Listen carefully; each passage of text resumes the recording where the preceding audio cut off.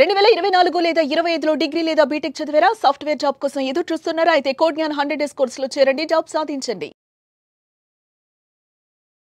నమస్కారం అలగరి రవీంద్రనాథ్ గారు. నమస్తే అండి సిరి గారు. భర్త నుంచి వచ్చే మెయింటెనెన్స్ భారీ విషయంలో అనేక రకాల తీర్పునైతే రీసెంట్గా కోర్టు అయితే ఇవ్వడం జరిగింది. అందులో భాగంగానే చాలా ఎక్కువగా రీసెంట్గా జరిగిన విషయం ఏదైతే ఉందో, అంటే భర్త నుంచి వచ్చే భరణం ఏదైతే మెయింటెనెన్స్ ఉందో, భార్య చదువుకున్నప్పటికీ ఒక జాబ్ చేయకుండా ఇంట్లో కూర్చుంటే వస్తుందా రాదా అన్న దాని గురించి ఒక ల్యాండ్ మార్క్ జడ్జ్మెంట్ అయితే ఇవ్వడం జరిగింది.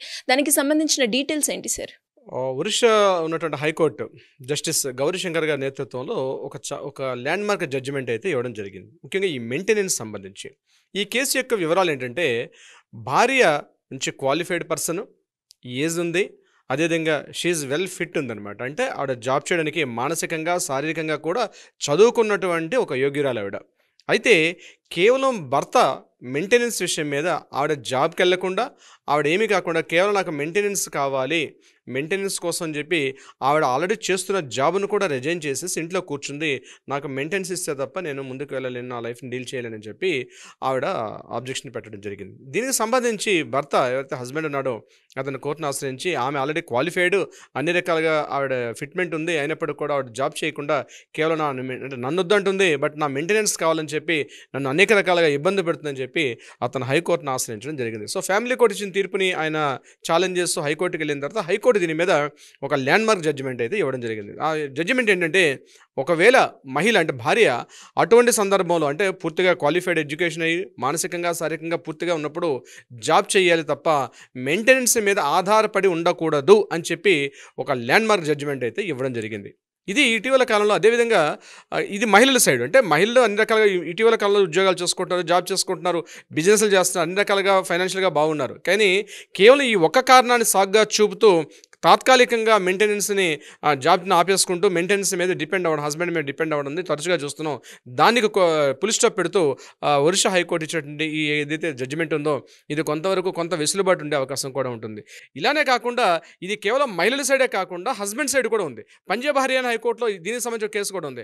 అతను ఏం చేశాడంటే, ఎక్కడ భార్యకు మెయింటెనెన్స్ ఇవ్వాల్సి వస్తుందో అని చెప్పి తను పూర్తిగా ఉద్యోగాన్ని దాన్ని పూర్తిగా మానేసి తన ఇంట్లో కూర్చోవడం జరిగింది. నాకు ఎటువంటి ఆధారం లేదు కాబట్టి నేను నా భార్యకి మెయింటెనెన్స్ ఇవ్వలేని పరిస్థితి వస్తుంది, నేను మెయింటెనెన్స్ ఇవ్వలేను అని చెప్పి ఆ సందర్భంలో అతను కోర్టుకు పెట్టుకున్నప్పుడు ఆ విషయంలో కూడా కోర్టు ఒక ల్యాండ్ మార్క్ జడ్జిమెంట్ ఇచ్చారు. అదేం చెప్పారంటే, నువ్వు ఏమైనా చెయ్యు, అంటే ఇంకా పచ్చిగా చెప్పాలంటే అడుక్కు తినేనా, నువ్వు ఏదైనా చెయ్యు, నీ భార్య పిల్లల్ని పోషించాల్సినటువంటి ఆ నైతిక హక్కు నీకుంది, అందుకే పెళ్లి చేసుకున్నావు కాబట్టి భార్యని పిల్లల్ని ఏదో రకంగా, అంటే ఎంత మొత్తం అంది ఇర్రెస్పెక్టివ్, నీ యొక్క ఇన్కమ్ను ఆదాయాన్ని బట్టి ఉంటుంది, కానీ కనీసం భార్య పిల్లల్ని పోషించుకోవాల్సిన బాధ్యత తన భర్త మీద ఉంది కాబట్టి నువ్వు ఏమైనా చెయ్యు. దీన్ని ఇంకా చెప్పాలంటే దొంగతనం చేసైనా సరే భార్యని పోషించుకోమని చెప్పారు. కానీ జడ్జిమెంట్ అలా చెప్పలేదు దొంగతనం అని.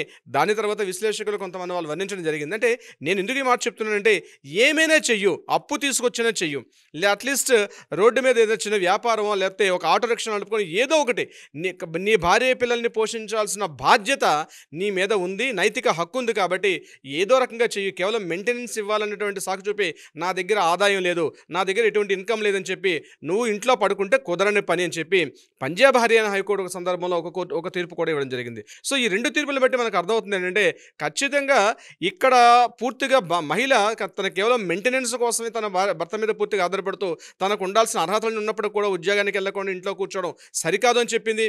అదేవిధంగా భర్త కూడా తనకి ఏదో రకంగా, అంటే తన భార్య పిల్లల్ని పోషించుకోవాల్సిన నైతిక హక్కు ఉంది కాబట్టి తను ఏం చేసైనా మెయింటెనెన్స్ ఇవ్వాల్సిన పరిస్థితి ఉంది. ఎటువంటి సందర్భాల్లో ఆ భార్య సరైనటువంటి యోగ్యత లేని పక్షంలో, ఆ భార్య ఉద్యోగం చేసుకునే స్థాయిలో లేనప్పుడు తప్పనిసరిగా భార్య పిల్లల్ని పోషించుకోవాల్సిన అవసరం ఉందని చెప్పి పంజాబ్ హర్యానా హైకోర్టు కూడా తీర్పడం జరిగింది.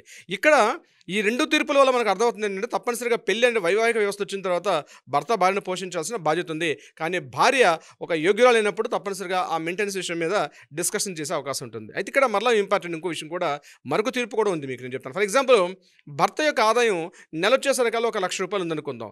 ఇక్కడ తన భార్య పిల్లల విషయంలో మాత్రం తను చాలా ఇబ్బందులు ఇబ్బందులు పడుతూ అద్దెలలో ఉంటూ, అంటే అద్దెలని క్వశ్చన్ కాదు నేను చెప్తున్నాను, చాలా అత్యంత సాధారణ జీవితాన్ని గడుపుతూ అత్యంత లేఖిగా నా దగ్గర ₹1,00,000 జీతం ఉంది కాబట్టి నా ఖర్చులను చూపించేసి నేను కేవలం ఒక ₹5,000 ఇస్తాను, ఒక ₹4,000 ఇస్తాను, ఒక ₹3,000 ఇస్తాను, నాకు ఇన్ని ఖర్చులున్నాయి, ఇన్ని ఈఎంఐస్ కట్టాలి, నాకు అంత బర్డెన్ ఉంది కాబట్టి అని చెప్పి ఆ భార్య పిల్లలకి సరైన కనీస ఆహారం లేకపోతే దుస్తులు వసతి లాంటి సౌకర్యాలు కల్పించకుండా ఏదో నామమాత్రంగా ఉన్నటువంటి ఖర్చులు ఇస్తే మాత్రం కుదరని పని. నువ్వు ఏ స్థాయిలో మెయింటైన్ చేయగలుగుతున్నావో నీ స్థాయికి తగ్గట్టుగా నీ భార్య పిల్లల్ని చూపించుకోవాల్సిన అవసరం ఉందని చెప్పి కూడా కొన్ని కోట్లు తీర్పు ఇవ్వడం జరిగింది. అంటే ఉదాహరణకి అతనికి సంవత్సరానికి ఆదాయం ఒక ₹1,00,00,000 వచ్చిందనుకోండి, నాకు ₹1,00,00,000 ఇన్కమ్ ముందుగా నా వ్యాపారంలో రకరకాల అవసరాలు ఉన్నాయి కాబట్టి నేను ఆమెకు నెలకు వచ్చేసరికి ఒక ₹10,000 ఇస్తానంటే అది కూడా కుదరని పక్షం. అంటే నువ్వు ₹1,00,00,000 మంత్లీ ఒక సంవత్సరానికి ₹1,00,00,000 తెచ్చుకొస్తున్నావు అంటే నీ స్థాయికి తగ్గట్టుగా నీ కుటుంబానికి కూడా ఒక సామాజిక హోదా కల్పించాల్సిన బాధ్యత కూడా ఆ భర్త మీద ఉంటుంది కాబట్టి తప్పనిసరిగా అటువంటి సందర్భాల్లో అంటే హోదాను కూడా పరిగణించాలి. అంటే నువ్వు సంపాదించుకుంటున్నాను కాబట్టి నాకు ఖర్చులు ఉన్నాయి కాబట్టి నా భార్య పిల్లలకి దుస్తులకు కానీ వసతికి కానీ భోజనాన్ని కానీ లేకుండా ఏదో నామినల్ ఛార్జెస్ ఇస్తాను అని చెప్తే అట్లాంటి సందర్భాల్లో కుదరదని చెప్పి కూడా కొన్ని సందర్భాల్లో కోర్టులో తీర్పులు ఇవ్వడం కూడా జరుగుతుంది. అంటే ఇక్కడ మెయింటెనెన్స్ అన్నది కొన్ని విషయాల్లో గుదిబండగా మారుతుంది కొన్ని భర్తల విషయంలో. దీని మీద ఇటీవల కొన్ని కేసులు కూడా మనం చూస్తున్నాం. కొంతమంది ఆత్మహత్యలు చేసుకునే ప్రయత్నాన్ని కూడా వెళ్తున్నారు భార్యలు. అంటే నాట్ ఓన్లీ మెయింటెనెన్స్ ఒకటే కాదు, కోర్టుల చుట్టూ తిరగడం, దీని మీద భార్య 490 కేసు పెట్టడం, దీని మీద కోర్టుల చుట్టూ తిరుగుతూ ఒక మానసిక క్షోభను అనుభవిస్తూ ఇటీవల కొన్ని కేసులు కూడా మనం చూసాం. అయితే ఇక్కడ వీటి చెక్ పెడుతూ మెయింటెనెన్స్ అన్నది కంపల్సరీ చేయాల్సిన అవసరం అయితే ఉంటుంది.